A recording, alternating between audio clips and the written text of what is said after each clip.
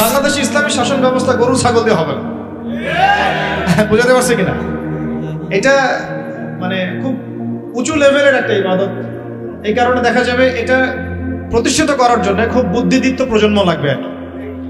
হ্যাঁ, বুদ্ধিদীপ্ত একটা তরুণ প্রজন্ম লাগবে এবং ওলামায়ে কেরামের সোহবত, দুটো একসাথে যখন হবে ইনশাআল্লাহ হয়ে যাবে। আচ্ছা, তাহলে ইসলামের রাষ্ট্র ব্যবস্থা কাকে বলে এটা বুঝলেন এবং আমাদের সাথে কি ধোঁকাবাজি হয়েছে এটা বুঝলেন। এখনো দেখেন, এখন যদি আপনারা বলেন যে আমরা সবাই ইসলামী রাষ্ট্র ব্যবস্থা চাই, একটা গণভোটের আয়োজন করা হোক, দেখা যাক কারা কারা ইসলামের পক্ষে ভোট দেয়। ঠিক আছে, দেখবেন যদি 80% মানুষও ভোট দেয় যে হ্যাঁ আমরা ইসলামের পক্ষে আছি, আমরা ইসলামী শাসন ব্যবস্থা চাই, আমরা চাই দেশের মধ্যে আল্লাহর বিধান বাস্তবায়িত হোক, ওই যে 20% মানুষ যারা চায় না, ওদের মতটাই প্রাধান্য পাবে এই সিস্টেমের মধ্যে। তারা আমাদের মতকে প্রাধান্য দিবে না। আর যদিও কেউ দিতে চায়, তখন দেখা যাবে ভারত, ইসরায়েল, আমেরিকা, পশ্চিমা শক্তি এগুলো আমাদের উপর আক্রমণ করে বসবে। তো এই যে একটা ধোঁকাবাজি, এই যে একটা প্রতারণা আমাদের সামনে চলছে, এইখান থেকে জাতিকে বের করতে হবে। কথা হবে একটাই, যে জমিন আল্লাহর, বিধান চলবে। এই জমিন কার? এই জমিন আল্লাহর। আমি আল্লাহর বান্দা, আমি আল্লাহর দিন পালন করি, আমি আল্লাহর রাসূল মুহাম্মদ সাল্লাল্লাহু আলাইহি ওয়াসাল্লামকে অনুসরণ করি। এই জমিনে মুসলিমদের মধ্যে শরিয়া চলবে, বিধান চলবে কার? আল্লাহ। সোজা কথা। আর যাদের এটাতে অ্যালার্জি হয় তারা কোথায়? জাহান্নামে গিয়ে মরে মরুক। এইটা নিয়ে আমাদের কোনো আফসোস নাই, আপত্তি নেই। হ্যাঁ, তারা যদি ভালোই ভালোই মেনে নেয় তো আলহামদুলিল্লাহ, না মানলে আমরা দাওয়াতের কাজ তো করতে থাকবোই। আর যদি তারা আমাদের উপর জুলুম করতে আসে, আমরাও প্রতিবাদের ভাষা বেছে নেব ইনশাআল্লাহ। কারণ বিপ্লব বা অভ্যুত্থান কখনো কনফ্লিক্ট ছাড়া হয় না। এর প্রমাণটা আমাদের ছাত্র ভাইরাই দেখাই দিয়েছে। একটা আদর্শকে যদি আপনি রাষ্ট্র পর্যায় পর্যন্ত নিতে চান, সবসময় শুধু দাওয়াতের মেহনত দিয়ে যথেষ্ট হবে না। অনেক সময় প্রতিবাদের ভাষারও প্রয়োজন আছে, এবং প্রতিবাদের ভাষায় কথা বললে যে কাজ হয়, এটা তো জুলাই মাসে এর প্রমাণ বহন করছে না?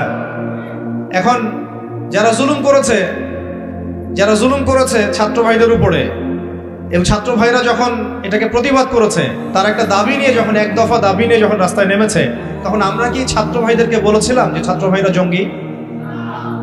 বুকে হাত দিয়ে বলেন তো, কেউ কি বলেছে এই ছাত্র ভাইরা সন্ত্রাসী, এই ছাত্র ভাইরা উগ্র? বলেছে কেউ? কেউ যদি বলে থাকেও, এই কথাটা কি সঠিক হবে না ভুল? এই কথাটা কি ইনসাফ হবে না জুলুম? বরং এই ছাত্র ভাইরা ছিল মাজলুম, তাদেরকে নির্বিচারে গুলি করে হত্যা করা হয়েছে। এর পরবর্তীতে তারা এই পদক্ষেপ নিয়ে রাস্তায় নেমেছে। প্রথমে তো তারা নামে নাই, নেমেছিল না। এখন একটু একটা বিষয় খেয়াল করে দেখেন, গণতান্ত্রিক পদ্ধতিতে এইরকম কনফ্লিক্টগুলোকে কিন্তু আমরা জঙ্গিবাদ, সন্ত্রাসবাদ এগুলো বলি না। বলি?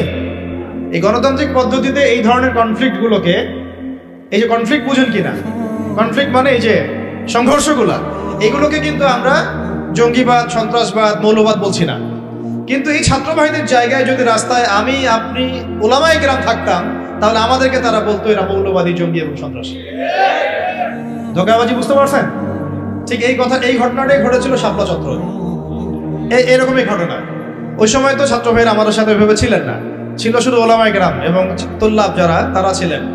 কথা হচ্ছে তখন কিন্তু আমাদেরকে জাতির সামনে এবং পুরো বিশ্ব মিডিয়া উপস্থাপন করা হলো যে এরা উগ্র, এরা জঙ্গিবাদী, এরা সন্ত্রাসী, তাই না? বহুজনের ঘাড়ে 10টা-20টা করে মামলা ঝুলা দেওয়া হলো, কত ভাইকে শাপলা চত্বরে নির্মমভাবে গুলি করে হত্যা করা হলো। তো এই যে বিষয়গুলো, ইসলামকে কিভাবে তারা সমাজ থেকে সংকীর্ণ করে, এটা আপনাদেরকে বুঝতে হবে। যখন ইসলামের প্রশ্ন আসে, তখন তারা আমাদের উপর এমন জুলুমের স্টিম রোলার চালায় যেটা আবু জেহেলও করে নাই। কিন্তু গণতান্ত্রিক পদ্ধতিতে যখন তারা কোনো কনফ্লিক্টে যায়, তখন তারা কিন্তু এটাকে জঙ্গিবাদ, সন্ত্রাসবাদ বলছে না। বরং আমরা বলছি ছাত্র ভাইরা সাহসিকতার পরিচয় দিয়েছেন এবং তারা ছিলেন এখানে সবচেয়ে হকপন্থী। তারা হকপন্থী ছিলেন না, বিপরীত পক্ষ হকপন্থী ছিল। তো এখন হকের তো বিজয় হলো, এটাও তো দেখলাম। আর বিজয়ের সময় কি তারা শুধু দাওয়াত দিয়েছে? যখন তাদেরকে মেরেছে, তারা কি বলেছে ভাই আর মারিয়েন না, আল্লাহর রাস্তায় আর মারিয়েন না? নাকি তারাও দু একটা লাঠি সোটা নিয়ে প্রতিবাদ করেছে? কোনটা? আর এই প্রতিবাদটাই যদি আবু আদনান করতে যাইতো তাহলে সমস্যা ছিল। এই প্রতিবাদটাই যদি আমাদের ওলামায়ে কেরাম করতেন তাহলে সমস্যা ছিল। এই প্রতিবাদগুলো যদি আমরা বেশি না, ওই যে কুরবানির জবাই করা ছুরিগুলো নিয়ে বের হইতাম, তাহলে অবস্থা খারাপ। অস্ত্র শস্ত্র তো না, এগুলি অস্ত্র তো সবার বাসায় আছে না, কুরবানির গরু জবাই করা ছুরি। তারা বের হয়েছে কি নিয়ে? সাউন্ড গ্রেনেড নিয়ে, মেশিন গান নিয়ে, AK-47 নিয়ে শুয়ে শুয়ে গুলি করতেছে আর বলতেছে যে 5টারে মারলাম, 10টারে মারলাম। ভিডিওগুলো দেখেন নাই? এর বিপরীতে ছাত্র ভাইরা কি নিয়ে বেরোছে? লাঠি সোটা ইটপাট কেলেই তো। এই তো এমনকি ওই যে আপার অনুসারী যারা ছিল তারা যে অস্ত্রশস্ত্রগুলো নিয়ে শোডাউন করেছিল আর কি, সেগুলোও কি ছাত্র ভাইদের কাছে ছিল? ছিল কি?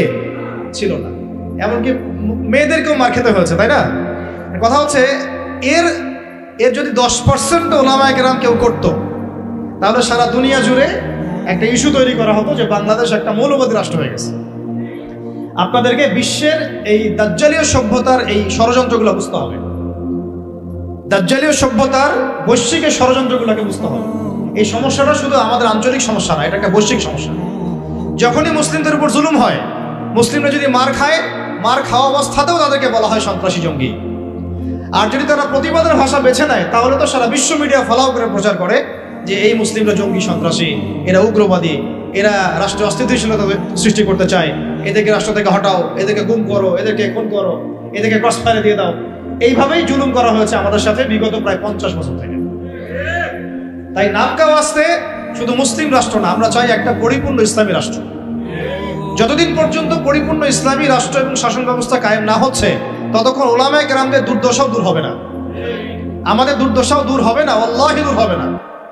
বরং ওরা মসজিদ মাদ্রাসাগুলো পর্যন্ত নিয়ন্ত্রণ করতে থাকবে। নিয়ন্ত্রণ করে নাই তার আগে? এমনকি জুমার খুতবায় চিঠি পাঠায় দেওয়া হতো যে এই যে বিষয়ে আলোচনা করবেন, বাকি ডানে বামে যেন কথা না যায়। প্রত্যেকটা মসজিদে DGFI বসে থাকতো, NSI বসে থাকতো, ডিবির লোকজন বসে থাকতো। হয়তো এখনো থাকে, কিন্তু অত সাহসিকতার সাথে হয়তো বের হতে পারে না, কিন্তু আছে ঠিকই। কথা হচ্ছে যে তখন তো প্রত্যেকটা রেকর্ড চলে যেত জায়গা মতো, কোন জায়গায় কি আলোচনা হচ্ছে, কোন মাহফিলে কি আলোচনা হচ্ছে। এই জন্য আপনাদেরকে আমি বলতাম, এখনো বলি যে মোবাইল ফোনের এই যে মানুষকে প্রচার করার, জানান দেওয়ার যে একটা অপসংস্কৃতি, এখান থেকে বের হন। কিছু কাজ গোপনে করতে শিখেন। তারা গোপনে গোপনে এইভাবে দায়ীদের, আলেমদের নাম লিস্ট করে গোপনে গোপনে উঠায় ফেলতো। কাউকে গুম করার সময় তারা কি বলতো লাইভে এসে, অমুককে আজকে গুম করবো? বলতো কখনো? তাহলে আমরা তো দেখা যায় এমন একটা অবস্থা, কোথাও ওয়াজ করতে গেলে বরকত দান করে জানাইতেই হবে মানুষকে। আমার না জানানো পর্যন্ত আমার ইবাদত মনে কবুল হচ্ছে না। এই যে একটা সাইকোলজিক্যাল ডিসঅর্ডার, আমি বলি এটা সাইকোলজিক্যাল ডিসঅর্ডার। মানে আমাদেরকে আরো অনেক স্মার্ট হইতে হবে। এত সহজ না রাষ্ট্র পর্যায় পর্যন্ত ইসলামকে নিয়ে যাওয়া। আমাদের ভিতরে ভিতরে কাজ করতে হবে, গোপনে গোপনে কাজ করতে হবে। নবী সাল্লাল্লাহু আলাইহি ওয়াসাল্লাম প্রথম 3 বছর গোপনে দাওয়াত দিয়েছেন। কত বছর? 3 বছর টানা। কিছু কাজ গোপনে করতে হয়, কিছু কাজ গোপনে করতে হয়। তাহাজ্জুদের কিছু দোয়া গোপনে করতে হয়। ওই গোপন দোয়াতে ওমর রাদিয়াল্লাহু আনহুর মতো মানুষ ইসলাম কবুল করে। ভালো করে বুঝবেন, সবকিছু প্রচার করতে হয় না। হ্যাঁ, প্রচার আমি করব, যেটা প্রচার করার প্রয়োজন, যেটা প্রচার করা দরকার, যেটা প্রচার করলে কাফেরের গায়ে জ্বালা ধরবে, সেগুলো আমরা প্রচার করব। কিন্তু সবকিছু সব জায়গায় প্রচার করতে হয় না, এটা আমাদেরকে বুঝতে হবে। এখন যারা বাংলাদেশকে শাসন করছে এখনো, তারা কি সব পলিসিগুলো সবার সামনে উন্মুক্ত করছে? করছে না। গোপনে গোপনে কি হচ্ছে আল্লাহই ভালো জানে।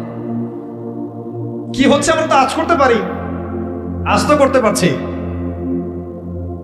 এরপরে যারা ওই যে ওত পেতে বসে আছে আর কি, সুযোগ পাইলেই ক্ষমতা দখল করবে, তারা কি করতেছে এটা কি আপনাদের সবাইকে বলতেছে? গোপনে গোপনে করছে, বার্থডে করছে তারা। ঠিক এই কারণে আমরা যদি ইসলামী রাষ্ট্র ব্যবস্থায় যেতে চাই, তাহলে ওলামায়ে কেরাম এবং আপনাদেরকে, স্পেশালি ইয়াং জেনারেশন, তরুণদেরকে, তোল্লাবদেরকে কিছু কিছু বিষয়ে গোপন রাখার অভ্যাস তৈরি করতে হবে। আল্লাহ পাক করার তৌফিক দান। তো একটা তো সংজ্ঞা বুঝলাম যে ইসলামী রাষ্ট্র ব্যবস্থা কাকে বলে। এখন দ্বিতীয় পয়েন্টে আসেন, ইসলামী রাষ্ট্র ব্যবস্থা নতুন কোন বিষয় নাকি প্রাচীন কোন বিষয়? এটাতে আসি না। তারা আবার বলবে যে এটা নতুন কোন একটা মতবাদ নিয়ে আসতেছে এরা। বিশ্বের বুকে আমরা তো এগুলো দেখি নাই আগে। আমরা দেখে আসছি ওই সোভিয়েতের শাসন, দেখে আসছি ওই মাও সেতুংয়ের শাসন, দেখে আসছি লেনিনকে দেখেছি, স্টেলিনকে দেখেছি, ওই আব্রাহাম লিঙ্কনের শাসন দেখেছি, তাই না? পশ্চিমাদের উত্থান দেখেছি, ফরাসি বিপ্লব দেখেছি। এরা আবার কি বলে ইসলামী শাসন, ইসলামী খেলাফা, ইসলামী শরিয়া এটা প্রতিষ্ঠা করতে চায়। তো তারা তো আমাদেরকে মনে করবে আমরা জাদুঘরে রাখার প্রাণী, মঙ্গল গ্রহ থেকে মনে হয় আসে, তাই না? এখন জবাবটা জেনে রাখেন। জবাব হচ্ছে পৃথিবীর প্রথম মানুষ ছিলেন একজন নবী। বলেন, কি বললাম? পৃথিবীর প্রথম মানুষ ছিলেন একজন, কি নাম? আদম আলাইহিস সালাম। তো আদম আলাইহিস সালামকে আল্লাহ পাক কি হিসেবে সৃষ্টি করেছেন? জবাব, খলিফা হিসেবে। কি হিসেবে? ওয়াইজ ক্বালা রাব্বুকা লিল মালাইকা ইন্নী জাইলুন ফিল আরদি খলিফা। স্মরণ করুন হে নবী সেই সময়ের কথা যখন আমি ফেরেশতাদেরকে বলেছিলাম যে আমি পৃথিবীতে আমার খলিফা পাঠাতে চাই। আমরা দুনিয়াতে কার খলিফা? খলিফা মানে কি সেটাও আমাদের জানা উচিত। ঘুম পাচ্ছে? ঘুম পাচ্ছে কি? একটু জেগে থাকেন। এরকম বহু রাতের পর রাত না ঘুমায় কাটাতে হবে, তারপরে দিন কায়েম হবে। এমন আমার তো মনে হয় বিগত ৩-৪ বছরে আমরা ৪ মাসও টানা রাত্রেবেলা মনে হয় শান্তিতে ঘুমাই নাই এখন পর্যন্ত। ঠিক আছে, ঘুম কমাতে হবে, পরিশ্রম বাড়াতে হবে, মেহনত বাড়াতে হবে, খাওয়া কমাতে হবে। এরকম ভুঁড়ি বাড়ানো যাবে না, শরীর চর্চা করতে হবে, কসরত করতে হবে। ঠিক আছে, শক্তিশালী হতে হবে মানসিকভাবে, শারীরিকভাবে, ইমানের দিক থেকে, আমলের দিক থেকে। এত দুর্বল হলে চলবে না। বুঝতে পারছি ভাই?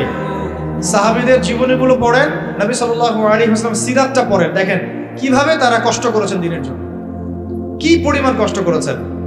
এটা নিয়ে ইনশাআল্লাহ আরেকদিন আলোচনা করব। উহুদের যুদ্ধের ঘটনা যদি পড়েন দেখবেন সাহাবীরা কিভাবে কষ্ট করেছেন, কিভাবে কষ্ট করেছেন।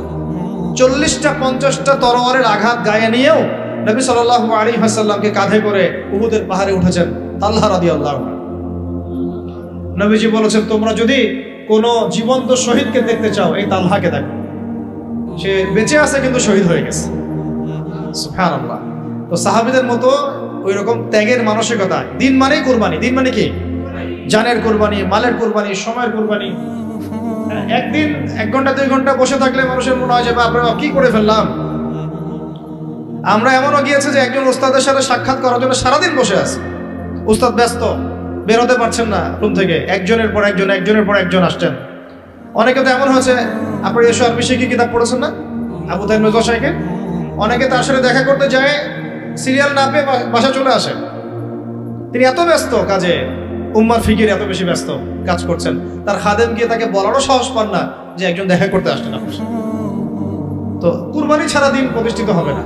যাই হোক, যুবক ভাইদেরকে বলছি স্পেশালি শক্তিশালী হইতে হবে, সব দিক থেকে শক্তিশালী হইতে হবে। আল্লাহ তৌফিক দান করে দেন।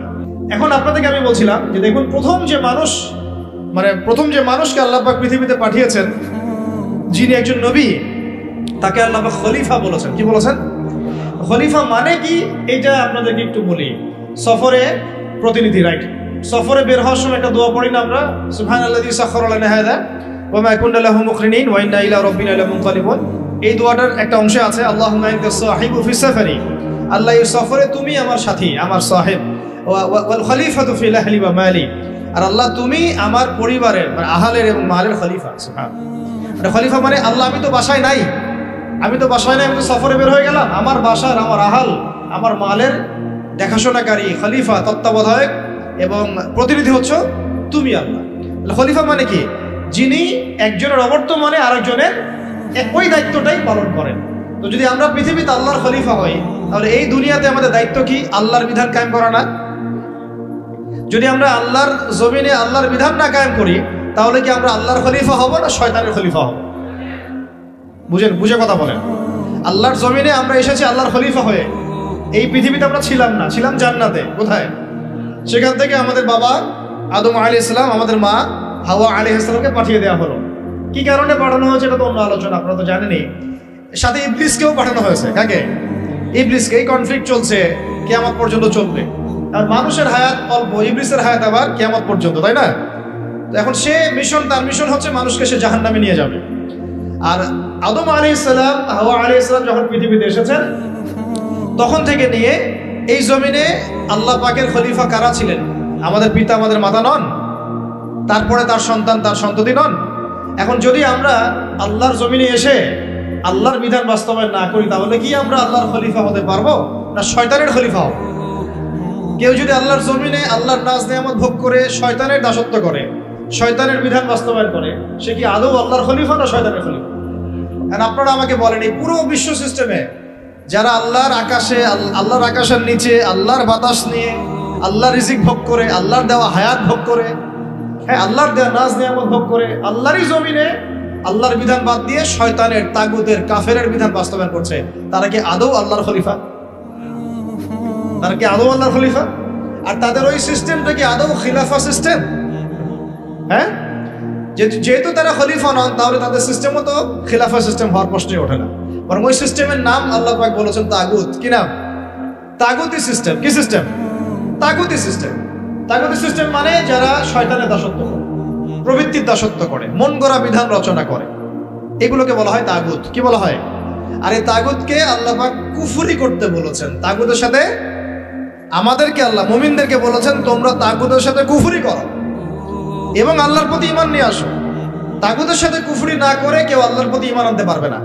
ফামান ইয়াকফুরু বিত-তাগুত ওয়া ইউমিন বিল্লাহ ফাকাদ ইসতামসাকা বিল-উরওয়াতিল ওয়াসকা। সূরা বাকারার 256 নম্বর আয়াতটা পড়ে দেখো। আল্লাহ পাক বলেছেন তোমরা যারা তাগুতের সাথে কুফরি করে এবং আল্লাহর প্রতি ঈমান নিয়ে আসে, তারা একটা শক্ত হাতল ধরেছে যেটা কখনো ছিন্ন হওয়ার নয়। তাহলে আমাদের কাজ তাগুতের সাথে কুফরি করা। কুফরি মানে কি? অস্বীকার করা।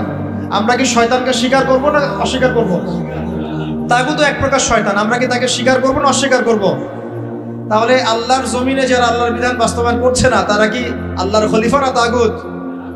তাহলে এই তাগুতের দাসত্ব করলে আমি গুনাহগার হব না? আমি যদি তাগুতের বাধ্য হয়ে তারা আমার উপর জুলুম করছে, এটা একটা সুরত, আর আমি তাকে নসিহত করছি না, পরিবর্তনের কোনো চেষ্টাও করছি না, কোনো মেহনতও করছি না, তাহলে কি আমি আল্লাহর কাছে দায়মুক্ত হতে পারবো? বুঝতে পারছি কথা?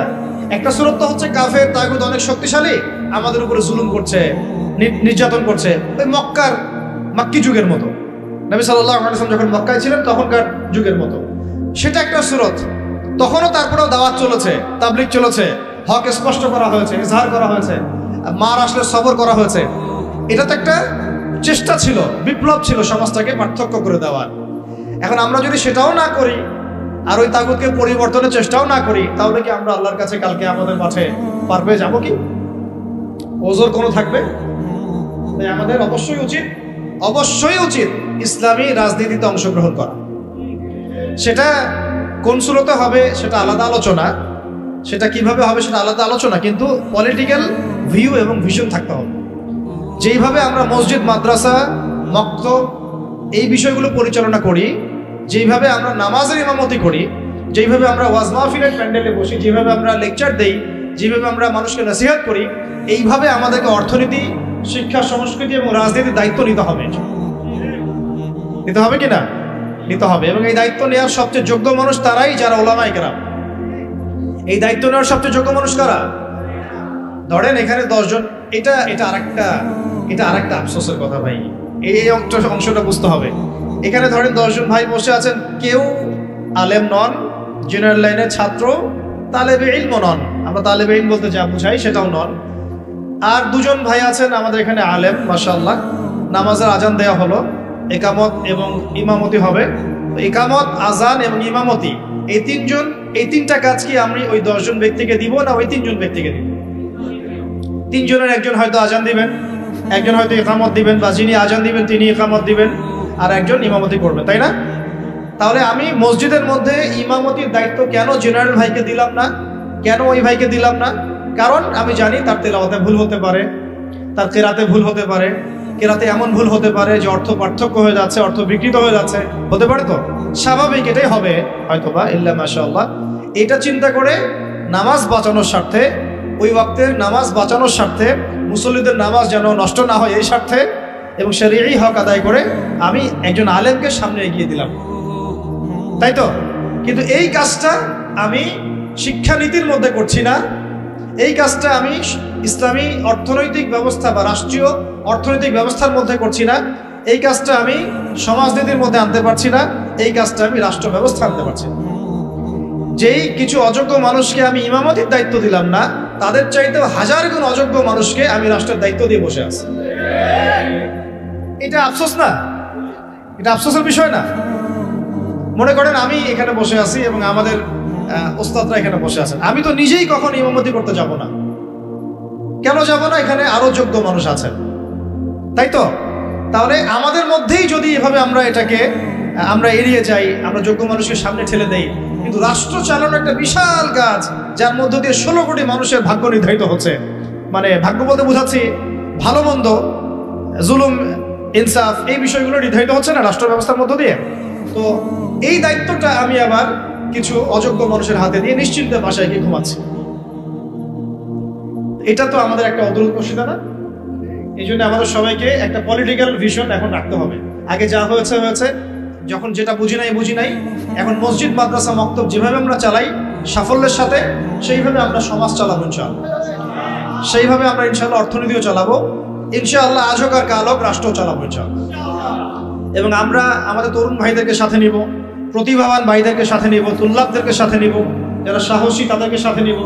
আমাদের মধ্যে যারা অমুসলিম কিন্তু আবু তালেবের মতো আমাদের কাছে ওই ভূমিকা রাখবে, প্রয়োজনে সেই মানুষদেরকে আমরা স্পেস দিব ইনশাআল্লাহ। আবু তালেব আমাদেরকে সাহায্য করেন নাই মক্কায়? করেছেন কিনা? তো যদি অমুসলিমও হয় কিন্তু আবু তালেবের মতো হয় কোনো সমস্যা নেই, কিন্তু অমুসলিম হয়ে যদি আবু জেহেলের মতো হয় সমস্যা আছে। কথা বুঝতে পারছি? তাহলে ইসলামী রাষ্ট্র ব্যবস্থা নতুন কোনো কনসেপ্ট নয়, বরং এটা একটা প্রাচীন কনসেপ্ট। সভ্যতা শুরুই হয়েছে একজন খলিফা দ্বারা, সুবহানাল্লাহ। আর এই মানব সভ্যতার শেষও হবে একজন ইমামুন আদিল খলিফার হাতে। তিনি কে? ইমামুল মাহদি এবং ঈসা আলাইহিস সালাম। তাহলে সভ্যতা শুরু হলো ইসলাম দিয়ে, সভ্যতা শুরু হলো খিলাফা দিয়ে, সভ্যতা শুরু হলো শরিয়া আইন দিয়ে, আর শেষও হচ্ছে একজন ইমামের হাতে, একজন নবীর হাতে এবং ইসলামী খেলাফতের হাতে, তাই না? আপনারা তো জানেন, এটা তো আমি নতুন করে আর বলার দরকার নাই যে শেষ জামানায় ঈসা আলাইহিস সালাম আসবেন। জানেন না? তিনি 40 বছর বিশ্ব শাসন করবেন। তিনি কি বিশ্ব শাসন করতে গিয়ে জাতিসংঘের কাছে গিয়ে বলবেন আমাকে ফিলিস্তিনের রাষ্ট্র ব্যবস্থার অনুমোদন দেন, ছাড়পত্র দেন? ওই জাতিসংঘ যদি তাকে বাধা দিতে আসে, পুরো জাতিসংঘের সাথে উনি জিহাদ ঘোষণা করবেন।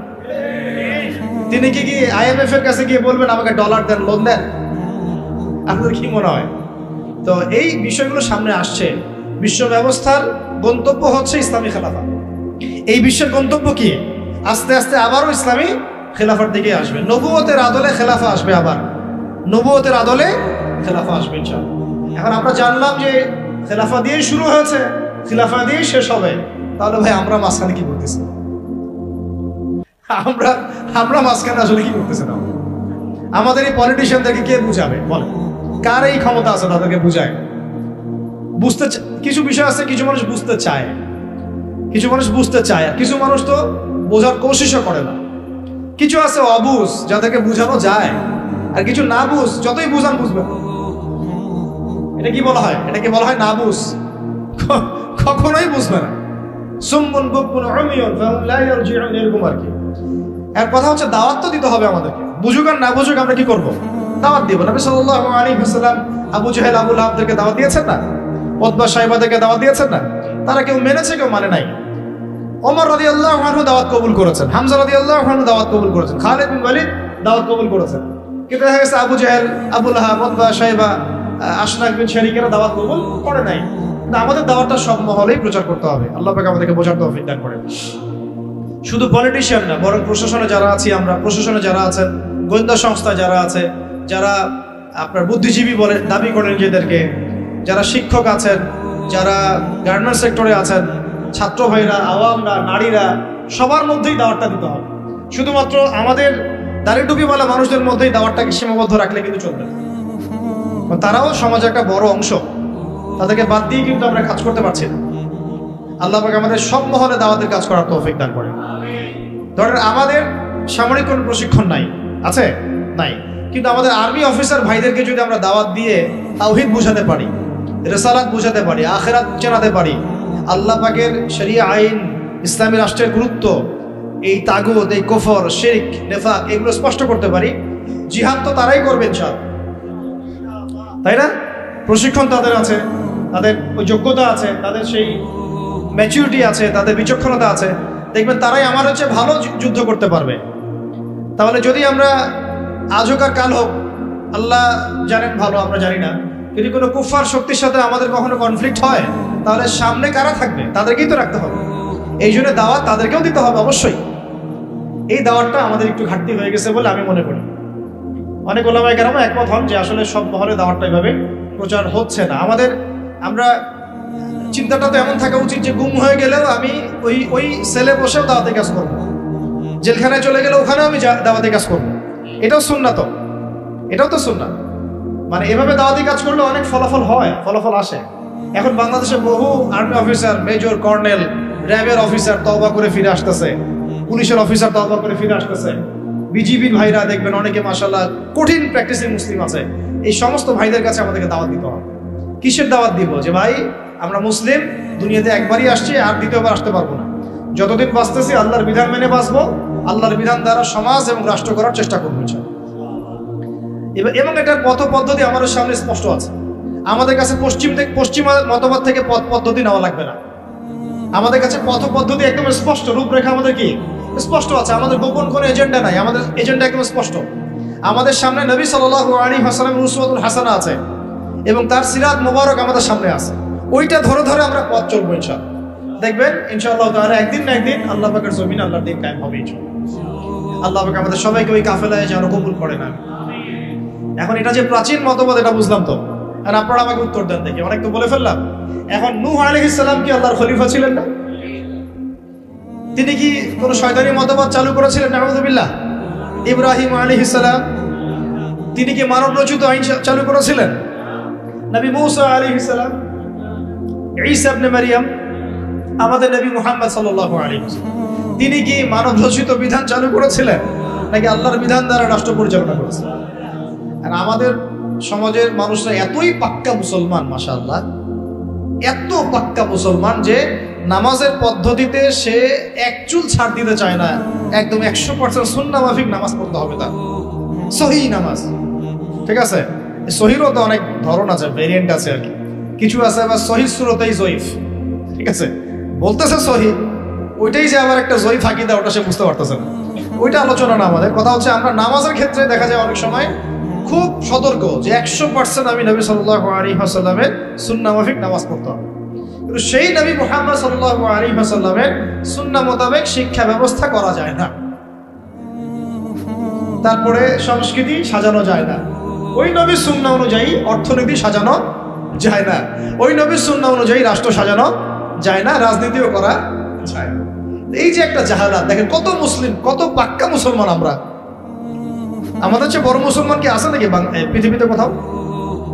বলেন, যারা ব্যক্তি জীবনে একদম চুল ছেঁড়া সুন্নতের অনুসরণ করতে চায়, নামাজে, রোজায়, হজে, জাকাতে, এমনকি যারা তাগুত, যারা কুফফারদের দাসত্ব করে, যারা ভারতের দালালি করেছে, যারা পশ্চিমাদের দাসত্ব করেছে, এরাও যদি উমরা করতে যায় আমাদের কাছেই মাসালা জিজ্ঞাসা করবে, এই মাসালাটাকে এইভাবে, ওইটাকে এইভাবে, এটা কেমন করে, সেটা কেমন করে, ওইখানে সে কোনো ছাড় দিতে রাজি না। বিষয়টা তাই না? কিন্তু সেই ব্যক্তি যখন আবার অফিসে বসছে, চেয়ারে, ব্যাংকের চেয়ারে বসছে, সুদ আর সুদ, সুদ আর সুদ, সুদ আর সুদ। ওই ব্যক্তি যখন সমাজের নেতা, তখন দেখবেন দুনিয়ার সব মানব রচিত বিধান দিয়ে সে সমাজ পরিচালনা করার চেষ্টা করতেছে।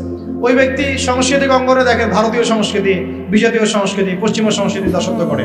ওই ব্যক্তি আবার দেখেন রাজনীতি করতে গিয়েছে, সব ওই জাতীয়তাবাদ, না হলে ওই গণতন্ত্র, না হলে ওই কি কমিউনিজম, আর ওই যে তথাকথিত একটা আছে ধর্মনিরপেক্ষতাবাদ, 4 ধর্ম মিলেই এক। নাউযুবিল্লাহ মিন যালিক। এইগুলো নিয়ে, এই মতবাদগুলো নিয়ে আরেকদিন কথা বলবো ইনশাআল্লাহ। এগুলো প্রত্যেকটা মতবাদের মধ্যেই মারাত্মক রকমের কিছু কিছু কুফর আছে এবং শিরক আছে। আর ডেমোক্রেসি বলতে তারা যেটা বুঝাচ্ছে, আর প্রকৃত ডেমোক্রেসি আসলে এমন নয়। তারা যেটা চর্চা করছে এটা হচ্ছে একটা তথাকথিত গণতন্ত্র, এটা প্রকৃত গণতন্ত্র নয়।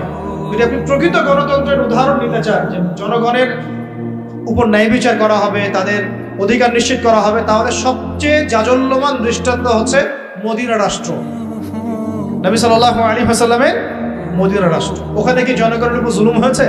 জনগণ মত প্রকাশ করে নাই, মত প্রকাশে স্বাধীন ছিল না। এমনকি উমর রাদিয়াল্লাহু আনহুর মতো মানুষ দাঁড়িয়ে খুতবা দিচ্ছেন, একজন মিম্বরের সামনে থেকে বলে বসলেন যে আপনার গায়ে 2টা জামা কেন, আমাদের গায়ে একটা জামা। আপনি আগে অ্যান্সার দেন, জবাব দেন যে আপনার গায়ে 2টা জামা কিভাবে আসলো, তারপরে খুতবা শুরু করেন, তারপরে খুতবা শুরু। এইরকম কি আমাদের রাষ্ট্রের মধ্যে সম্ভব? গণতন্ত্র যদি বলতে চান তাহলে ওমর রাদিয়াল্লাহু আনহুর এই স্টেটমেন্ট শুনেন। তিনি বলেছিলেন যে ইরাকের ফোরাত নদীর তীরেও যদি কোনো ছাগলের বাচ্চা যদি না খেয়ে মারা যায়, আমি ওমর ভয় করি যে আল্লাহ পাক কিয়ামতের দিন আমাকে জবাবদিহি করেন। তাহলে কোনটাকে আপনি গণতন্ত্র বলছেন, কোনটাকে ইনসাফ বলছেন? পৃথিবীর কোন অমুসলিম পর্যন্ত অস্বীকার করতে পারবে না উমর রাদিয়াল্লাহু আনহুর 10 বছরের খেলাফত ছিল বিশ্বের শ্রেষ্ঠ শাসন ব্যবস্থার একটা। কেউ অস্বীকার করতে পারবে? তারপরেও সেটা আমরা মানছি, খাতা কলমে লিখছি, পরীক্ষা পাশের জন্য লিখছি, বাস্তবে কোনো ইমপ্লিমেন্ট নাই। ইমপ্লিমেন্টের প্রশ্ন আসলেই ভয় দেখানো হয়, ভারত আমাদের উপর খেপে যাবে। আমাদের সাথে আল্লাহ আছেন, আমাদের সাথে রাসূলের সুন্নাহ আছে, আর আমরা তো জীবন দেওয়ার জন্যই জন্ম নিয়েছি। আমরা তো একটা শাহাদাতের জন্য সারা দিন রাত দোয়া করতে থাকি আল্লাহর কাছে। তাহলে কাকে ভয় পাচ্ছি আমরা? আর যাদের সাথে আল্লাহ থাকে তাদেরকে কোনো শক্তি কি পরাজিত করতে পারে? ওই রোমানদেরকে মুসলিমরা রাসূল সাল্লাল্লাহু আলাইহি ওয়াসাল্লামের যুগের পরে পরাজিত করে নাই? মুতার যুদ্ধে, ইয়ারমুকের যুদ্ধে ওই পারস্যের সম্প্রদায়কে খালিদ বিন ওয়ালিদ রাদিয়াল্লাহু আনহু, সাদ ইবনে আবি ওয়াক্কাস তারা পরাজিত করেন নাই? তাহলে কাদেরকে ভয় করি আমরা? এই মুশরিকদের কথা বলছেন?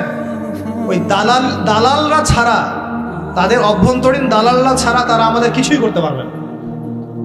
অভ্যন্তরীণ দালালরা ছাড়া তারা আমাদের কিছুই করতে পারবে না। আমাদের দুশ্চিন্তার জায়গা কাফেরদের না, আমাদের দুশ্চিন্তার জায়গা হচ্ছে মুনাফিকরা।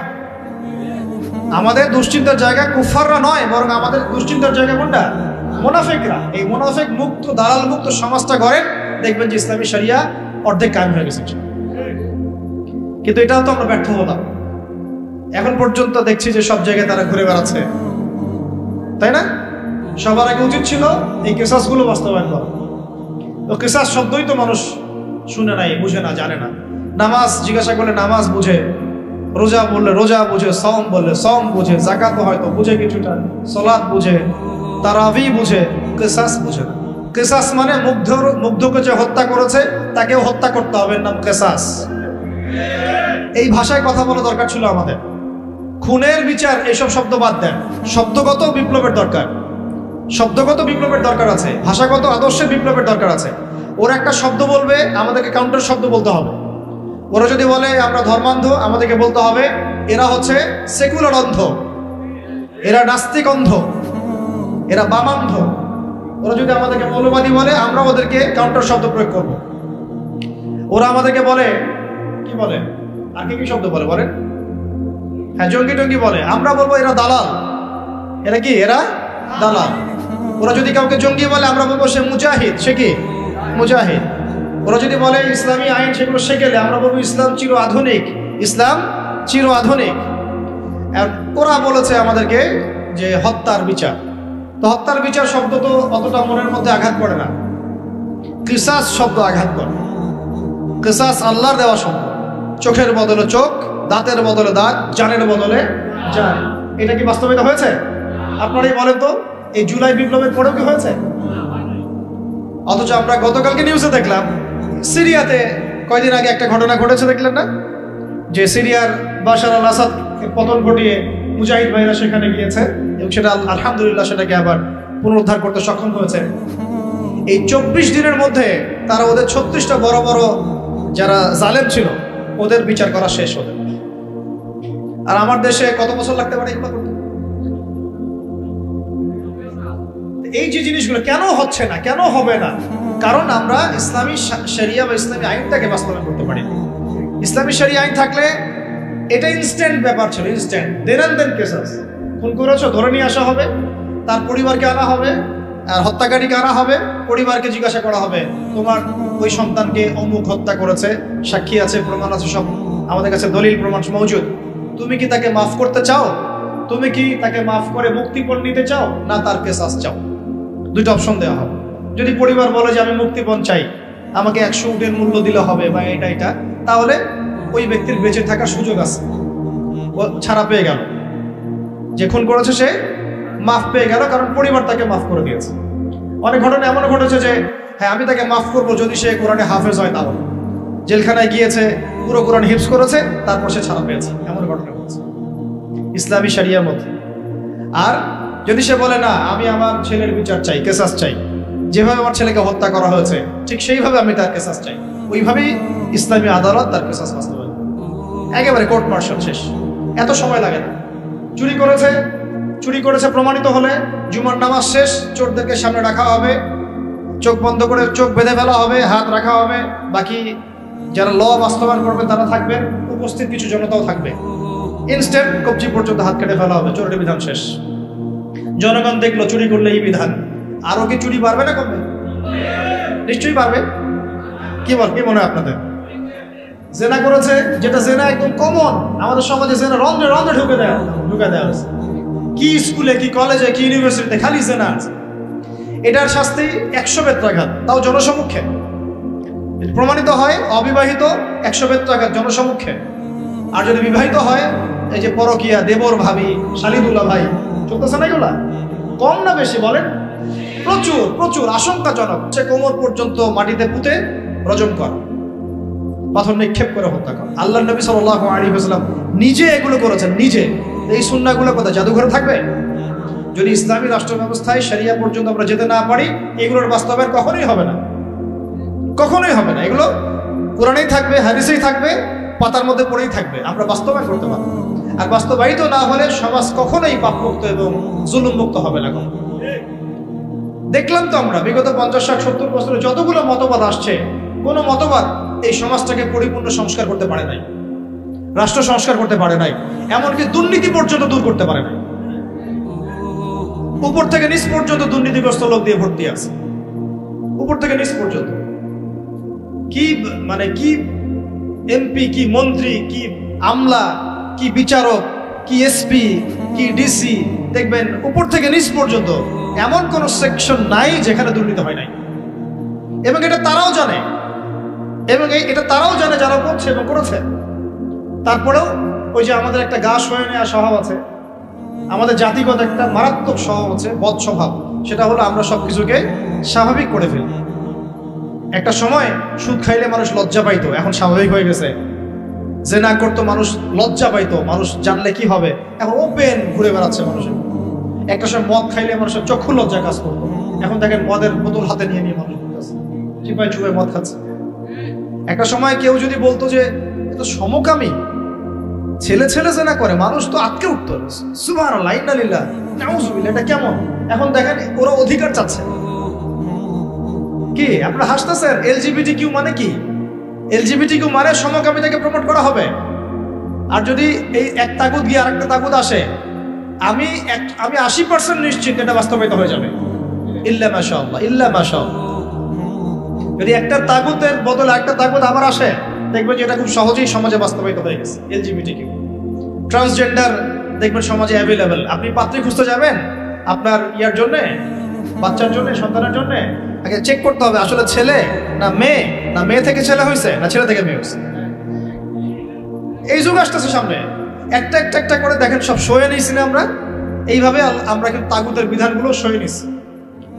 একটা জাগরণ দরকার আমাদের মধ্যে, এবং এই জাগরণটা আমি আশা করি, স্বপ্ন দেখি যে সাদা দাড়িওয়ালাদেরকে দিয়ে না হলেও কালো দাড়িওয়ালাদেরকে দিয়ে হবে। পারা যাবে ইনশাল্লাহ।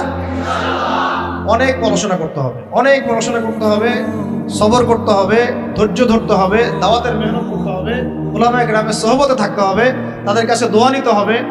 একদম একটা দুটা কাজ না ভাই, বহু কাজ একসাথে যখন হবে ওই পর্যায়ে যাবো ইনশাআল্লাহ। এখন আপনারা বলতে পারেন যে আমরা কেন ভাইদের মতো এইভাবে মাঠে নামি না, বা এইভাবে কেন আমরা ওইখানে গিয়ে রাষ্ট্র ক্ষমতার দিকে মানে সহিংস কোনো পদ্ধতি বেছে কেন নেই না? কারণ নবী সাল্লাল্লাহু আলাইহি ওয়াসাল্লাম আমাদেরকে এইভাবে শিক্ষা দেন নাই। আমাদেরকে প্রথমে শিক্ষা দেওয়া হয়েছে আমরা জনমত গঠন করব। কি করব? জনমত গঠন করব। সবার আগে আমরা জনগণকে বুঝাবো, তাওহীদ চিনাবো, শিরক চিনাবো, কুফর চিনাবো, তারপরে তাগুত চিনাবো, সুন্নাহ চিনাবো, নামাজি বানাবো, দাওয়াতের মেহনত চলবে, আমর বিল মারুফ চলবে, একই সাথে নাহি আনিল মুনকারও চলবে। ইসলামী রাষ্ট্র ব্যবস্থার গুরুত্ব, ফজিলত, না থাকার ক্ষতি সবার সামনে উপস্থাপন করতে হবে। একটা জামায়াত তৈরি করতে হবে, আমাদের একজন ইমাম লাগবে, আমির লাগবে। এগুলো যখন একত্রিত হবে ইনশাআল্লাহ দেখবেন বাকি কাজ হয়ে গেছে। একটা ঘটনা একটা প্রেক্ষাপটে জন্ম দেয়। কোঠা আন্দোলনের একটা ঘটনা ছিল, একটা ঘটনা, সেটা আজকে দেখেন সার্জিসদেরকে নিয়ে আসছে এই জায়গায়, নিয়ে আসে নাই? একটা ঘটনা একটা নেতৃত্বের জন্ম দেয়, একটা রেভলিউশনের জন্ম দেয়। শাপলা চত্বর ছিল একটা ঘটনা যেটা পারতো বাংলাদেশে রাষ্ট্র ক্ষমতা ইসলামকে নিতে, কিন্তু কেন জানি আমরা পারি নাই। হয়তোবা আল্লাহ পাক আরো ভালো কোনো পদ্ধতি আমাদের জন্য রেখেছেন, হয়তোবা। তবে কোনো কোনো ঘটনা আমাদের সামনে আল্লাহ পাক ঘটান যেগুলোর মধ্য দিয়ে একটা রেভলিউশন হয়ে যেতে পারে। যদি এই ভাইদেরকে নির্মমভাবে তারা এভাবে গুলি না করতো, তাহলে তারাও কিন্তু এভাবে সহিংস হতো না, আজকে এরাও কিন্তু দেশ থেকে পালাতো না। তাই না বিষয়টা? আমরা কি কেউ কল্পনাও করেছিলাম যে এভাবে 2 মাসের মধ্যে এমনটা হতে পারে? কখনো কল্পনা করা হয়নি। বরং মানুষ তো বলছিল যে এরা কখনো যাবে, এমন তো মনেই হচ্ছে না, তাই না? বিষয়টা 1 মাসের মধ্যে আল্লাহ পাক করে দেখালেন। তাই ইনশাআল্লাহ সামনেও যদি এমন কোনো ঘটনা ঘটে, যে ঘটনা ইসলামপন্থীদের একটা ঐক্যের জন্ম দেয়, একটা লিডারশিপ নিয়ে আসে, একটা জামায়া নিয়ে আসে, একটা ইমারা নিয়ে আসে, আমরা তখন আপনাদেরকে আমাদের পাশে চাই। আর যদি আপনাদেরকে আমরা পাশে না পাই, তাহলে আমরা বুঝবো আপনারা শুধু ওয়াজ শুনেন, এক কান দিয়ে ঢোকান আর এক কান দিয়ে বের করেন। এইভাবে এইরকম অডিয়েন্স আমরা চাই না। আমি শুরুতে একটা কথা বলছি, ইসলামী রাষ্ট্র কায়েম করা চারটাখানি কথা না, আর এটা গরু ছাগলদেরকে দিয়ে হবে। এটার জন্য সাহসী, বুদ্ধিদীপ্ত এবং একটা জজবাওয়ালা তরুণ প্রজন্ম দরকার। আবেগও থাকতে হবে আমাদের।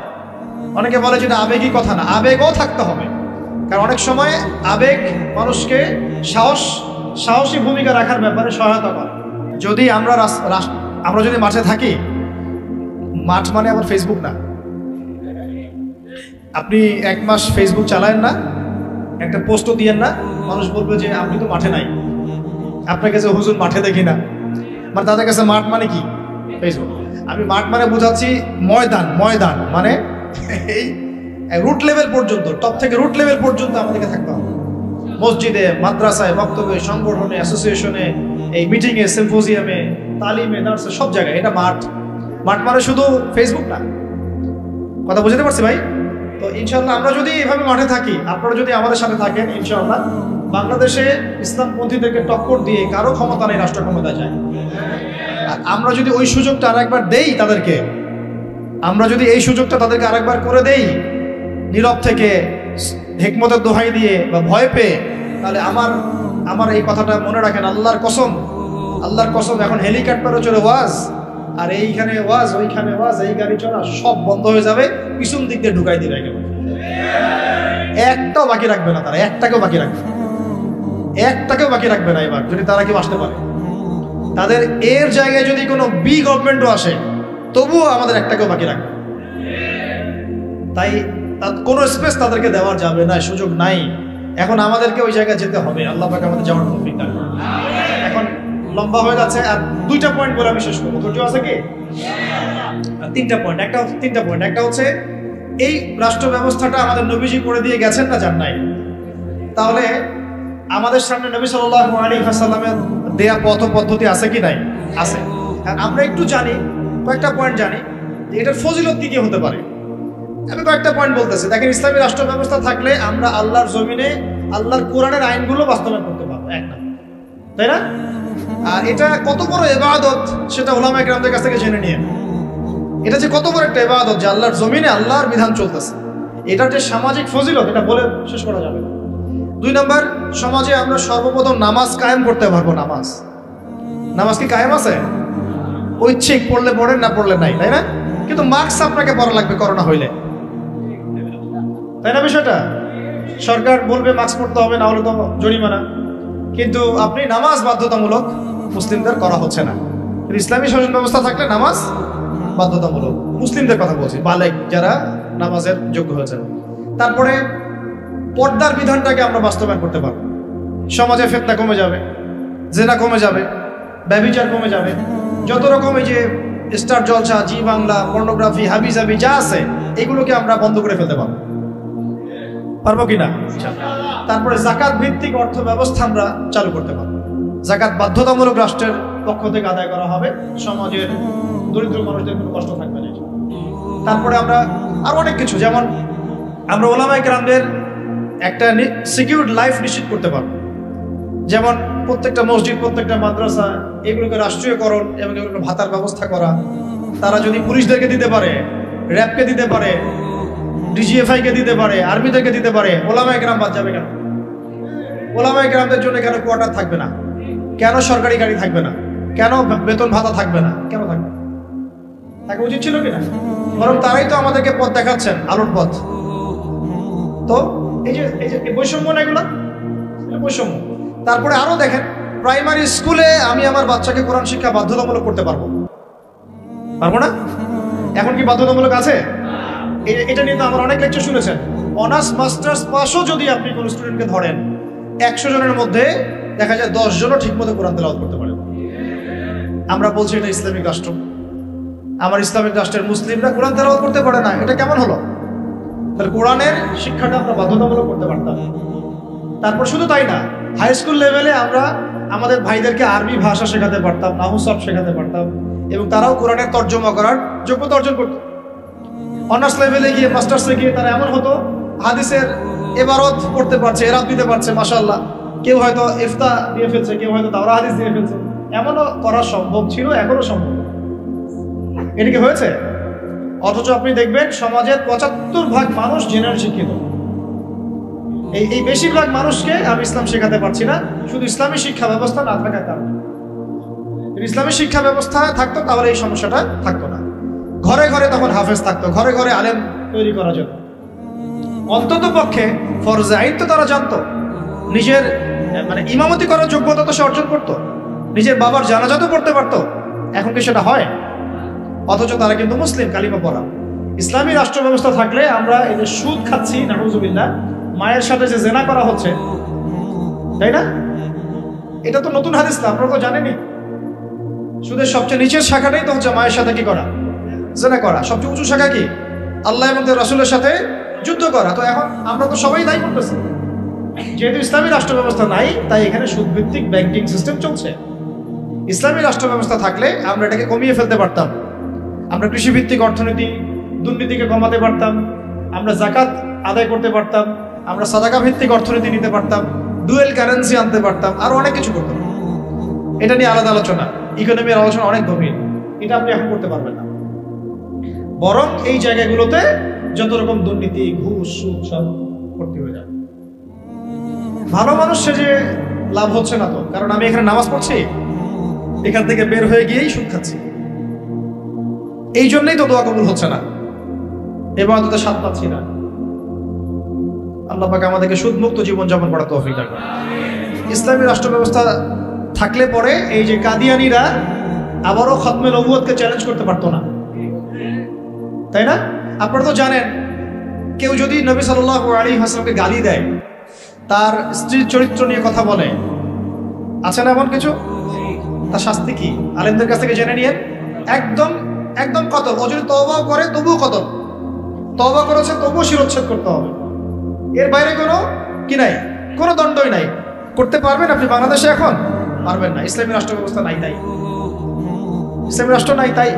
বরং যদি আপনি তাদের বিরুদ্ধে কিছু বলেন, বা কেউ যদি এগ্রেসিভ হয়ে নিজের হাতে দায়িত্ব তুলে নিয়ে এই কাজটা করে ফেলেন, তাহলে তাকে ওই জেলে ঢুকে রেখে দিবে, যাবজ্জীবন কারাদণ্ড দিয়ে দিবে, ফাঁসি দিয়ে দিবে।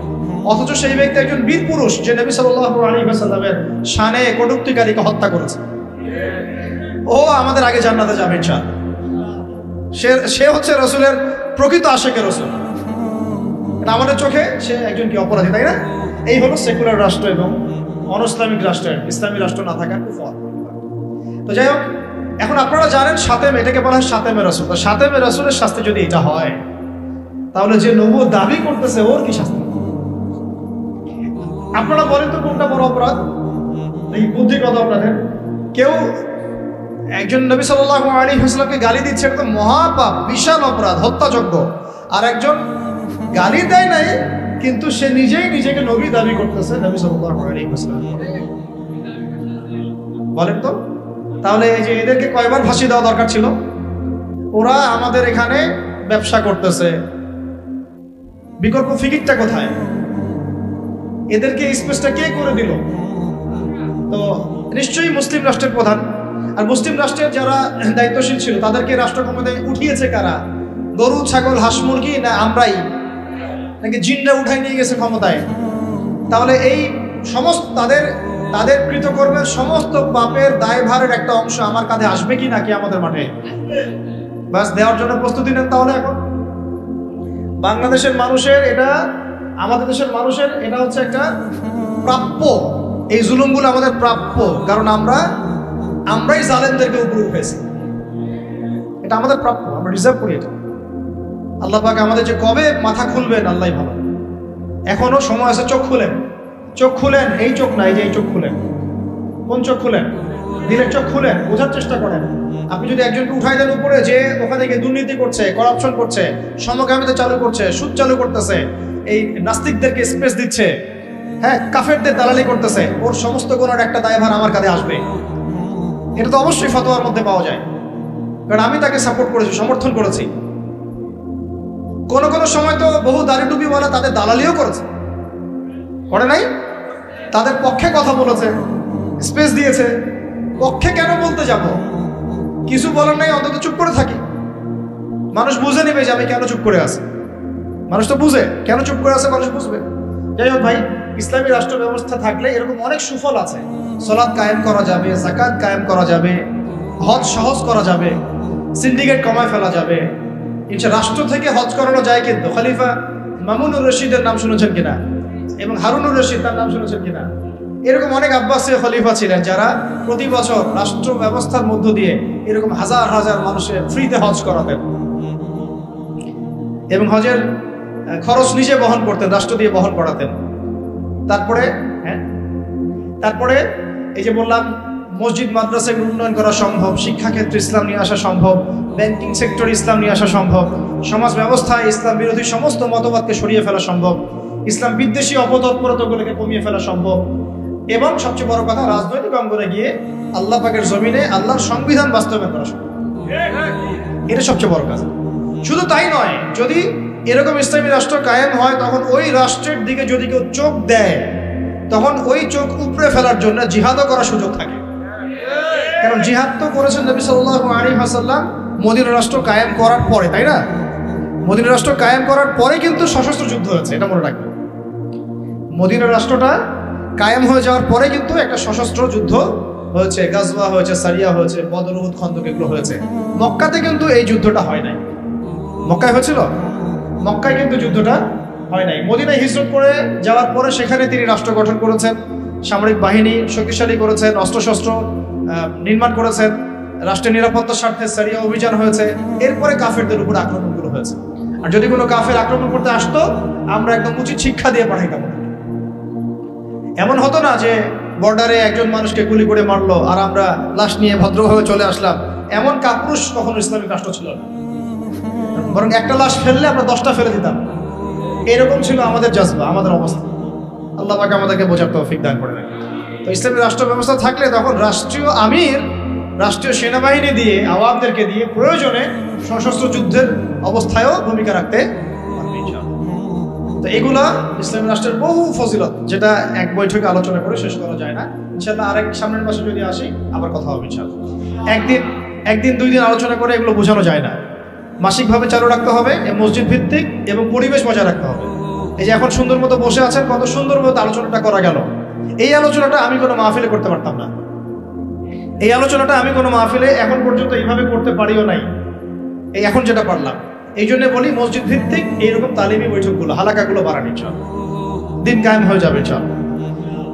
আর এখন একটা পয়েন্ট হচ্ছে, যদি না থাকে ইসলামী রাষ্ট্র, তাহলে ক্ষতিগুলো কি হবে? প্রথম ক্ষতি হচ্ছে নামাজ কায়েম হবে না, ব্যক্তি জীবনে কায়েম হতে পারে, রাষ্ট্রীয়ভাবে কায়েম হবে না। যাকাত বাধ্যতামূলক তোলার কোনো সুযোগই নেই, বরং যাকাতের কথা বাধ্যতামূলক বললেও আপনাকে ধরে নিয়ে যাচ্ছে অনেক সময়, তাই না? যাকাত বাধ্যতামূলক এটা জানে কয়জন? অনেকেই জানে না। অনেকে মনে করে যাকাত না দিলেও মনে হয় আমি মুসলিম আছি।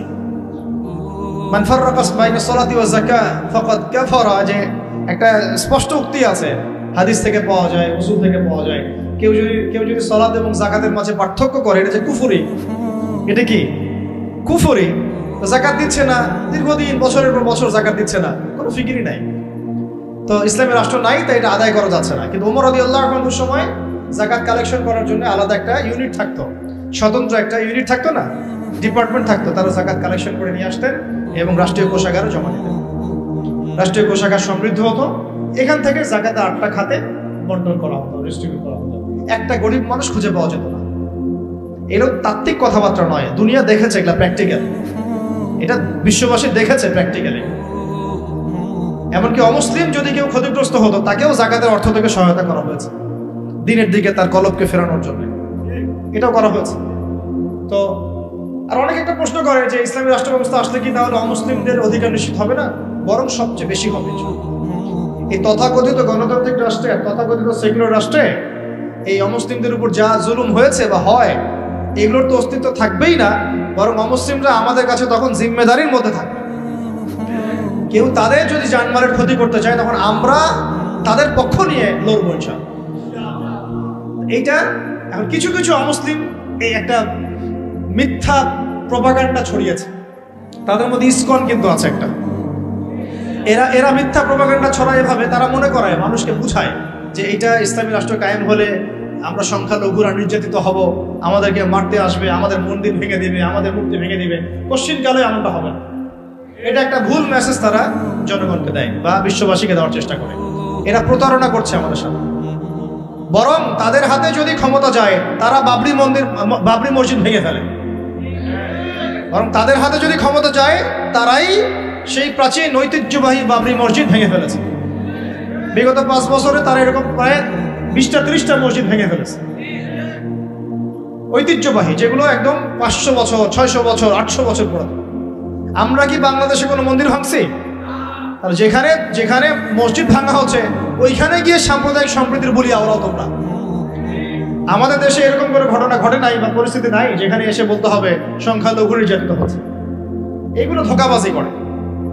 কিছু কিছু এরকম দুষ্ট মুসলিম আছে যারা চায় না ইসলামী রাষ্ট্র ব্যবস্থা বা খেলাফত ব্যবস্থা আসুক, কিন্তু অথচ ইসলামী রাষ্ট্র ব্যবস্থা থাকলে অমুসলিমদের অধিকার সবচেয়ে আগে আমরা নিশ্চিত করব ইনশাআল্লাহ। কারণ তারা আমাদের এখানে জিম্মেদারির মধ্যে থাকবে। জিম্মেদারি কথাটা বললাম এই কারণে, জিম্মি শব্দ তারা বুঝে না। যদি আমরা বলতাম যে অমুসলিমরা আমাদের কাছে জিম্মি হিসেবে থাকবে, তারা মনে করতো যে জিম্মি মানে বন্দী। জিম্মি মানে কি?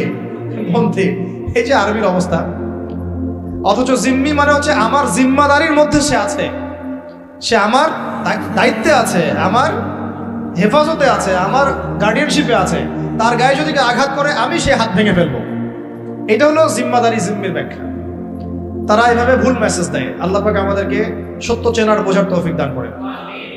তো না থাকলে অসুবিধাগুলো হচ্ছে যে আমরা সালাত প্রতিষ্ঠা করতে পারছি না, যাকাত কায়েম করতে পারছি না, আমরা দেখা যাচ্ছে আমর বিল মারুফের কাজ করতে পারছি, শিক্ষাক্ষেত্রে হয়তো কিছু মেহনত করতে পারছি, কিন্তু নাহি আনিল মুনকারের কাজ করতে গেলে আমাদেরকে বাধা পেতে হচ্ছে। আমাদের মধ্যে তারা আবার অনেক বাতিল আকীদা ছড়াই দিচ্ছে, আমাদের মধ্যে বিভক্তি বাড়াই দিচ্ছে, আমাদের মধ্যে ঐক্য নষ্ট করছে, আমাদেরকে নিয়ে রাজনীতি করছে। এগুলো করছে না? কোনো কোনো ক্ষেত্রে আমাদের ওলামায়ে কেরাম থেকে গুমের শিকার হতে হচ্ছে, জুলুমের শিকার হতে হচ্ছে, জেল হচ্ছে, ফাঁসি হচ্ছে, মামলা মোকদ্দমা হচ্ছে। এরকম বহু ঘটনা ঘটছে শুধুমাত্র ইসলামী রাষ্ট্র ব্যবস্থা না থাকার কারণে। আরো বড় কথা হচ্ছে সুদ দূর করা যাচ্ছে না, ঘুষ দূর করা যাচ্ছে না, দুর্নীতি দূর করা যাচ্ছে না, করাপশন বন্ধ করা যাচ্ছে না। তারপরে এই যে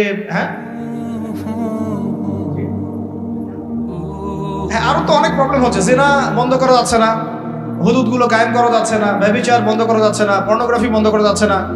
সমাজের যত জাহালাতের শেকড় আছে এগুলোকে শেকড় থেকে উপড়ায় ফেলা যাচ্ছে না, শুধু ডালপালা কাটা যাচ্ছে। এই ডালটা কাটা যাচ্ছে, হয়তো এটা কাটা যাচ্ছে, কিন্তু শেকড় থেকে যাচ্ছে। তো আমরা কি শেকড়টা উপড়ে ফেলা বুদ্ধিমানের কাজ নাকি ডালপালা ছাটার বুদ্ধিমানের কাজ? শেকড় উপড়ে ফেলতে হলে আমাদেরকে ওই রাষ্ট্র ব্যবস্থা দিকে যেতে হবে, তাহলে ইনশাআল্লাহ আমরা গোড়ার থেকে সংস্কার করতে পারবো ইনশাআল্লাহ।